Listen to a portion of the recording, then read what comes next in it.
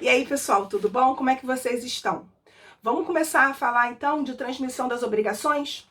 É importante dizer que o momento que a obrigação surge, ela pode, de alguma forma, ser modificada. Então, o direito vai trazer uma série de mecanismos para que você possa modificar, né, a obrigação de várias formas. E até porque muitas obrigações elas podem se protrair no tempo. Eu lembro do meu professor falando isso na faculdade. Protrai no tempo. Ele falava assim. A obrigação, algumas são longas, né? Passam meses, anos, semanas acontecendo. E as vidas das pessoas se modificam, né? Muita coisa pode estar acontecendo e que realmente seja necessário, né? A transmissão da obrigação. Então vamos ver então a transmissão das obrigações.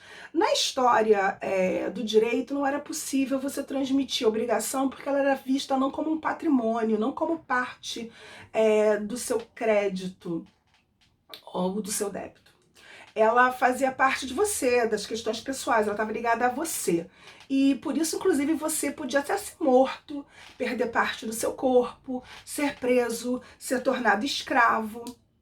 E aí você não conseguia modificação, principalmente dos polos ativo e passivo da obrigação. Ela era rígida, né? Ela começava e morria da mesma forma. Conforme vai se evoluindo as questões até mesmo patrimoniais, de comércio, de compreensão de economia, de patrimônio, as dívidas, né, as obrigações, as prestações, elas saem do terreno pessoal e entram para a questão econômica e para a questão do seu patrimônio. E hoje elas integram o patrimônio. Então, aquilo que eu devo e aquilo que eu tenho a receber fazem parte do meu patrimônio. Então, ativo e passivo fazem parte do meu patrimônio, tá? Bom, a gente vai ter então a regulamentação legal do artigo 286 ao artigo 306. E essa relação obrigacional, ela vai admitir mudanças, tanto do credor quanto do devedor, até mesmo do objeto da prestação, né, do conteúdo da prestação, ela pode ser modificada. E esse conteúdo e essa mudança, ela pode acontecer. Normalmente, isso vai acontecer pela forma contratual. Lembrando que a gente vai admitir no nosso país o contrato de várias formas. Tácito, verbal, né, oral, escrito. É lógico que eu, particularmente, sou muito a favor do contrato escrito porque ele facilita a prova, né? O contrato verbal ou tácito, às vezes, é de difícil prova. Mas é possível, a lei admite tranquilamente. E, claro, como eu já falei antes, é matéria do período que vem, que vamos falar sobre contratos, desculpa. Tô confundindo as coisas, vou tratar de contratos. Bom, a transferência que a gente vai começar a ver é a seção de crédito ou seção de débito, né? Onde você vai, de alguma forma, modificar os polos ativos da obrigação e alguém vai receber essa possibilidade de estar no polo ativo ou no polo passivo de uma obrigação. Bom, essa transferência de crédito ou de débito, ela vai precisar ser, de alguma forma, negociada e conversada, porque, inclusive, quando você está numa posição de devedor, você foi colocado naquela posição com aquelas condições de crédito, de juro, de dívida, de pagamento, pelas suas qualidades pessoais e pelas qualidades do seu patrimônio. Então, quando você vai fazer qualquer tipo de substituição, modificação desses polos, essas questões precisam ser analisadas. Não é simplesmente a gente vai admitir, ai, vem! Não. É preciso ter essa percepção de que a gente precisa, muitas vezes, da autorização do credor, porque é ele que vai ter a sua dívida mais facilmente resolvida ou não, tá bom? Então é preciso, muitas vezes, que se passe por isso. Eu trouxe aqui as espécies de transmissão. A cessão de crédito é quando você transmite, né, a posição de credor a outra pessoa na obrigação. Então, você sai da obrigação, você tinha um crédito a receber. É muito comum, por exemplo, com relação... Era muito comum, né, cheque pré-datado. Hoje você não encontra tanto, principalmente aqui no Rio de Janeiro. Talvez em outros estados, outras cidades, talvez você encontre ainda. E você endossava o seu cheque e passava para terceiros. E aí você vendia aquele cheque. Então, se o cheque valia R$ 100, você vendia por 80, 90, e era um cheque pré-datado para receber daqui a alguns meses. Você tinha o dinheiro imediatamente na mão e aquela pessoa, ela perde parte do patrimônio porque te entrega na hora, mas ela ganha um valor em cima daquele valor que mais tarde ela vai receber e ela pode esperar, tá? Então, cessão de crédito é quando eu cedo a minha posição de credor. E claro que não é complicado, porque tendo um crédito a receber é até uma das formas mais simples de transmissão de obrigações. Agora, o mais difícil é a cessão de débito. Eu passar para outra pessoa a minha posição de devedor. Aí, que eu adoraria, né? Inclusive, se alguém quiser ser, né, me substituir em algumas obrigações, fique à vontade. E aí, nesse caso, você está cedendo crédito, desculpa, você está cedendo débito, e você vai ocupar a posição de devedor. E aí, novamente, é preciso a concordância do credor, porque pode ser que você ceda exatamente para fraudar aquilo ali e não ver satisfeita a obrigação, botar uma pessoa ali que não vai, de forma nenhuma, fazer o pagamento daquela obrigação. E não é essa a ideia. E também não é a ideia eu fazer uma outra obrigação. É a mesma obrigação, eu só estou modificando o polo passivo, tá? Porque agora quem vai pagar será outra pessoa.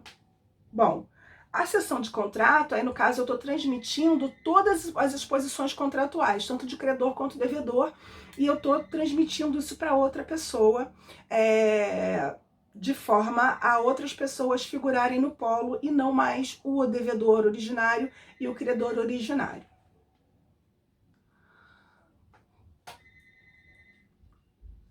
Deixa eu ver.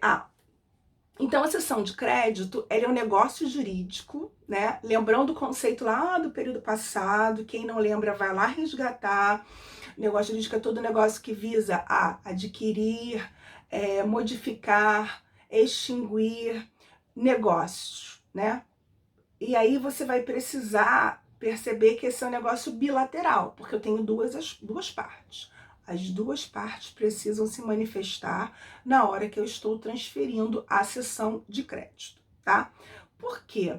Em muitos casos também é o seguinte, eu dever para João é diferente de eu dever para Maria. Por quê? Quando você também vai fazer uma obrigação e você escolhe quem vai estar com você como devedor ou como credor, é importante. Porque aquela pessoa, ela pode de alguma forma usar aquela dívida para te chantagear, para te fazer ameaças, alguma questão pessoal que você tenha com essa pessoa. Então, é importante que, até mesmo quando se faz um contrato com relação a isso, que você não autorize cessão sem consentimento. Porque muitas vezes, se você autorizar isso, a cessão livre do crédito, você amanhã pode estar devendo para outra pessoa. E é muito comum acontecer isso, que às vezes você está devendo para uma loja. Aí você deve para a loja X. Aí amanhã você recebe uma ligação de uma empresa de cobrança. Nós adquirimos o crédito e agora você deve para nós. E se você, na época que você fez o contrato de cartão de crédito ou parcelamento da sua dívida, e você não fez isso ou não teve liberdade para fazer isso, você pode até discutir judicialmente. Mas é importante que você tenha clareza desses aspectos, tá? Bom, a cessão de crédito, eu trouxe aqui dois conceitos para vocês, do Almeida Costa e do Carlos Roberto Gonçalves, que eu quero ler para vocês. O Almeida Costa vai dizer: verifica-se a cessão de crédito quando o credor, mediante negócio jurídico, designadamente de natureza contratual, transmite a terceiro seu direito. Consiste, portanto, esta figura na substituição do credor originário por outra pessoa, mantendo-se inalterados os elementos da relação obrigacional. Então, se tem prazo, condição, juro, valor, prestação, se mantém. Eu só estou mudando o polo passivo. O Carlos Roberto Gonçalves vai dizer: cessão de crédito é negócio jurídico bilateral pelo qual o credor transfere a outrem seus direitos na relação obrigacional. Trata-se de um dos mais importantes instrumentos da vida econômica atual, especialmente na modalidade de desconto bancário, pelo qual o comerciante transfere seus créditos a uma instituição financeira. Tem efeito nitidamente contratual. Isso realmente é muito comum. O próprio cartão de crédito meio que faz isso. Você compra na loja, mas você deve o cartão. Então, hoje é uma forma de ganhar dinheiro fazer cessão de crédito, tá? Bom, as partes são o cessionário, o cedente e o cedido. O cessionário é o terceiro, é a pessoa que não estava na obrigação originária, na primeira obrigação. É a pessoa que vai surgir depois que a relação se estabeleceu, substituindo quem? O cedente, tá? Cedente é aquele que cede o seu crédito. Ele vai sair da obrigação e ser substituído pelo cessionário. E cedido, quem foi? O devedor, porque ele é sujeito passivo, por isso que ele vai ser cedido. Ele foi passado para outra pessoa. É estranho, né? Mas é assim que nós falamos. Ele é cedido ao terceiro, ou seja, ele vai ser agora devedor do cessionário.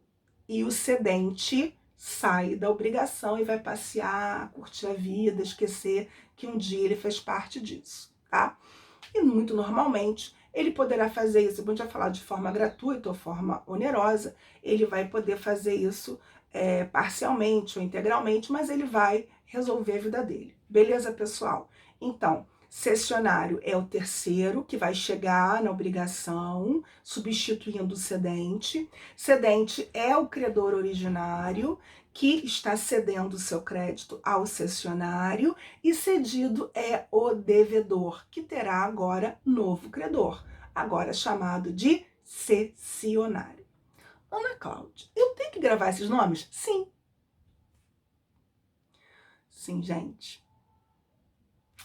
Você precisa gravar essas palavras novas, elas vão ser usadas normalmente com você. Então, você fala, o que o cessionário... Eu não vou ficar falando assim, o cessionário, que era o devedor, que era... Não vou ficar falando isso toda hora. Expliquei. Guarda, aprende e começa a usar os vocábulos, tá?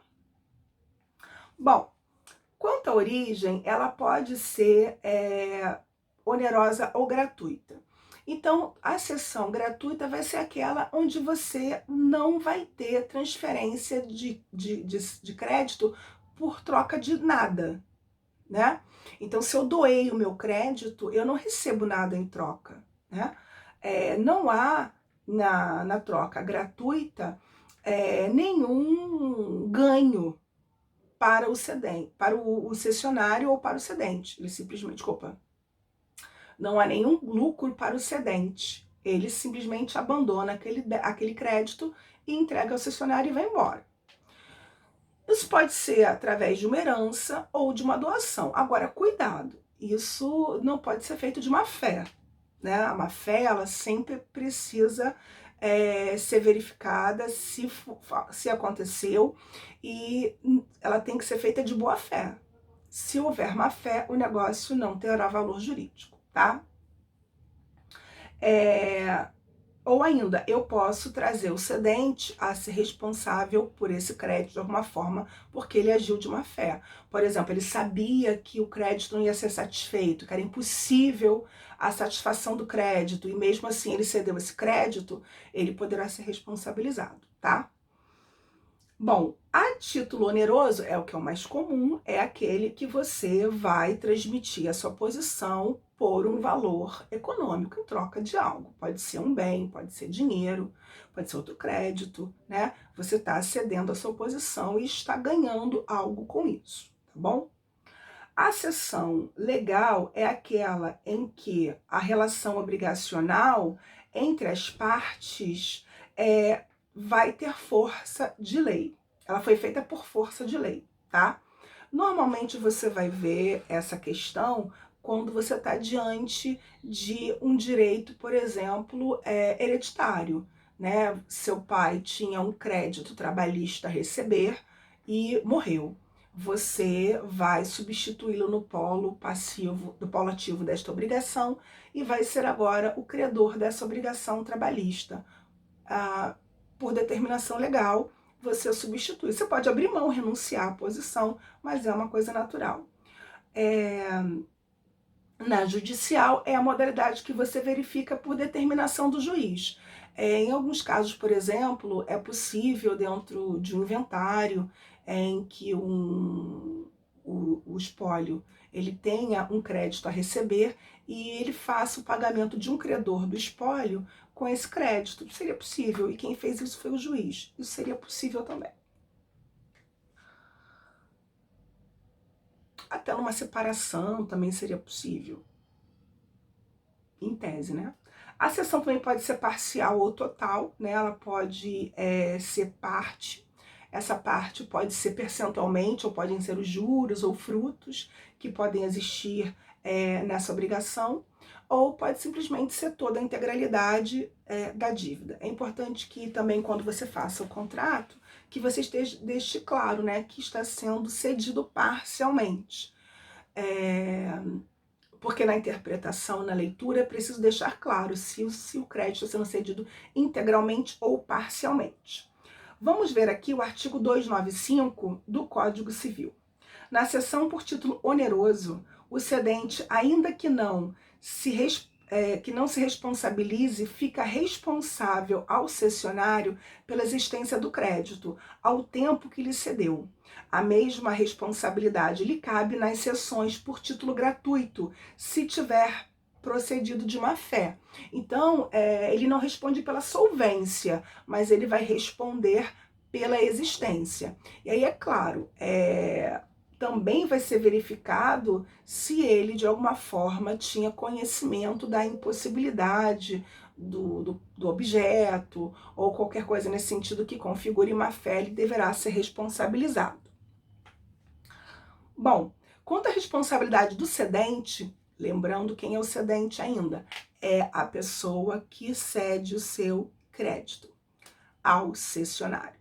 Ele vai, então, ter dois tipos de responsabilidade, pró-soluto e pró-solvendo. O pró-soluto, o cedente se responsabiliza pela existência e legalidade do crédito, mas não responde pelo pagamento da obrigação. E a pró-solvendo, o cedente responde por ambos, além de responder pela solvência do devedor, ou seja, por responder que o devedor novo vai realmente ter como pagar a obrigação. Bom, requisitos do pagamento da obrigação estão aqui no artigo 286. Primeiro, o objeto. Em regra, todos os créditos podem ser objeto de cessão.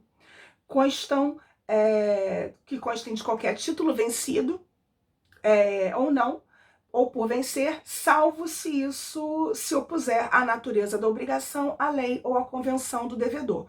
Então, novamente, se é uma coisa que eu até tinha comentado com vocês inicialmente, se por acaso você não deseja modificação dessa obrigação de forma nenhuma, você pode colocar isso no contrato no momento que você estiver assumindo essa posição ou de credor ou de devedor. Agora, há muitos contratos hoje em dia que a gente não tem essa liberdade, né? Que são os contratos que a gente chama contrato formulário ou contrato de adesão, onde não há liberdade para discutir essas cláusulas. Aí existe um problema. Nessa situação, é possível, então, que você, como parte mais fraca, que adere ao contrato, questione juridicamente esse contrato. Mas aí vai ter que ter todo esse trabalho de buscar o judiciário para poder questionar essa cláusula, porque você não teve liberdade de colocá-la.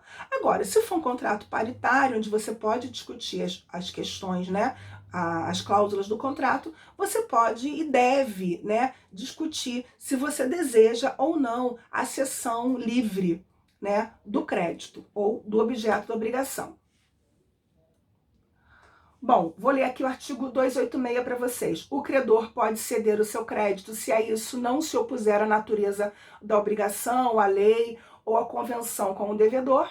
A cláusula proibitiva da cessão não poderá ser oposta ao cessionário de boa-fé, se não constar do instrumento da obrigação. Então, assim, eu não posso, depois que aconteceu, falar, eu não queria que mudasse. Não, Tá no contrato? Ele era obrigado a ter lido. Não tá no contrato? Não existe.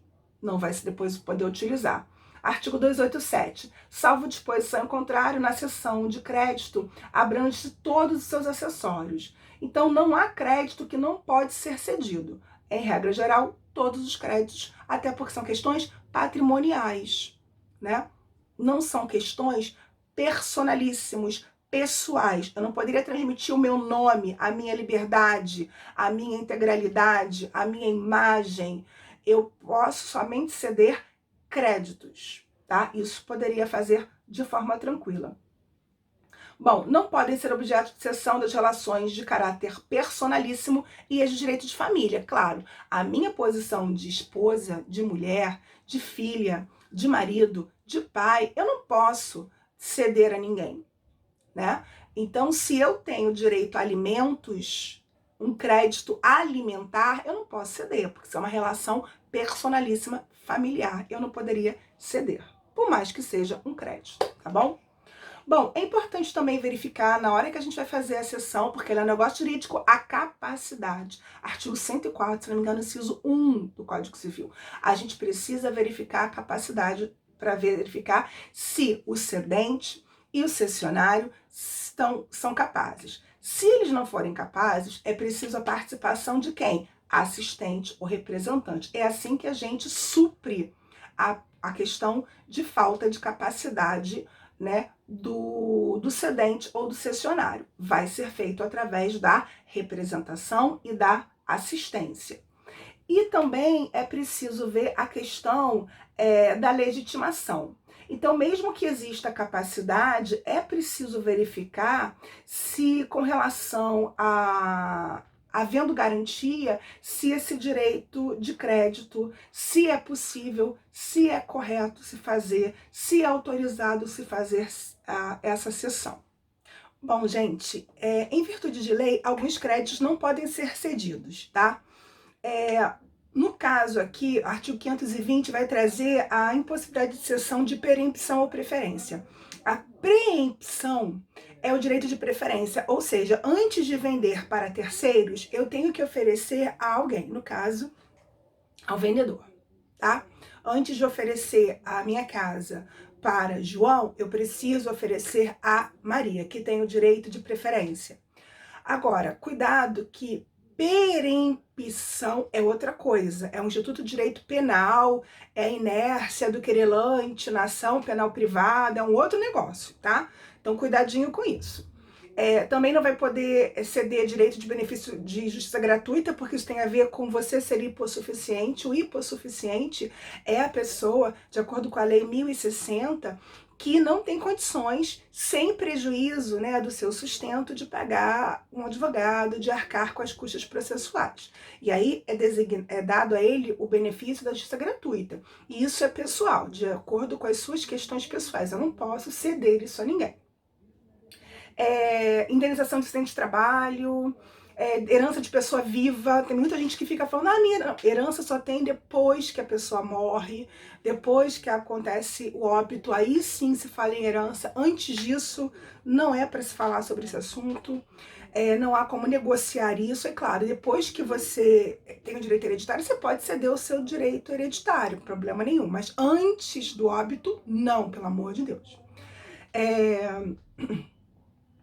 Não posso estar cedendo também créditos apenhorados, porque eles não me pertencem mais, porque a penhora retira do meu patrimônio aquele bem.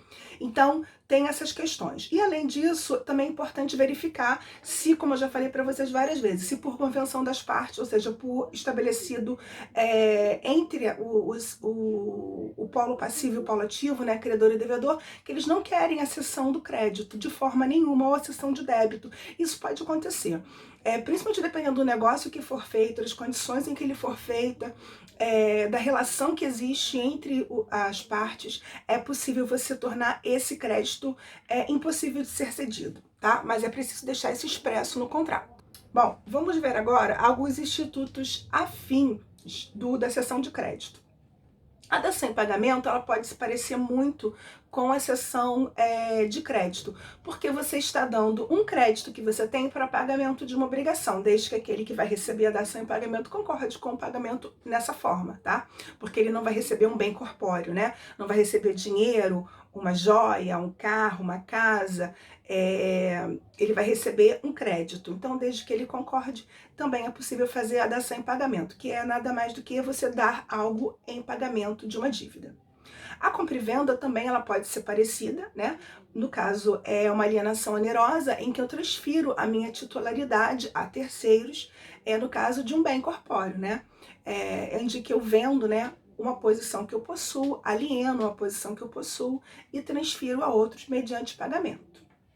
Bom, outra instituto parecido, que depois a gente vai ver com mais cuidado, é a novação. A novação é a forma pela qual eu extingo uma obrigação e faço surgir instantaneamente outra. Então, aquela anterior ela é extinta, ela não existe mais, e nova obrigação é assumida agora com novos termos, tá? Mantendo-se normalmente o credor, o devedor, modificando-se de alguma forma a prestação. Também é possível você fazer uma novação subjetiva, onde você modifica os polos. Também é possível fazer isso, tá? Mas nesse caso, a grande diferença entre a cessão de crédito e a novação é que a novação extingue a obrigação original e faz surgir outra, tá? Na cessão de crédito, não. Eu permaneço na mesma obrigação. Não extingo obrigação nenhuma, beleza, pessoal? Bom, a subrogação, ela já vai ser semelhante exatamente porque ela vai trazer a substituição do credor porque ele solve a dívida anterior. E aí, nesse caso, é feito o pagamento da dívida e ele substitui a posição, se tornando agora o novo credor da dívida, tá? Bom, e por último, a cessão de contrato. Nesse caso, se transfere todos os elementos contratuais, substituindo-se os polos todos através de uma cessão de contratos, tá bom? A gente depois vai continuar detalhando e verificando os artigos da parte de transmissão das obrigações. Essa foi só uma introdução para vocês. E que dêem uma olhada no slide, assistam o vídeo, comentem, escrevam aqui qualquer dúvida que vocês tenham, qualquer pergunta aqui ou no Google Sala de Aula, e essa semana a gente dá continuidade ao nosso estudo, tá bom, gente? Fiquem em casa, estudem, um grande beijo para todos, tchau, tchau!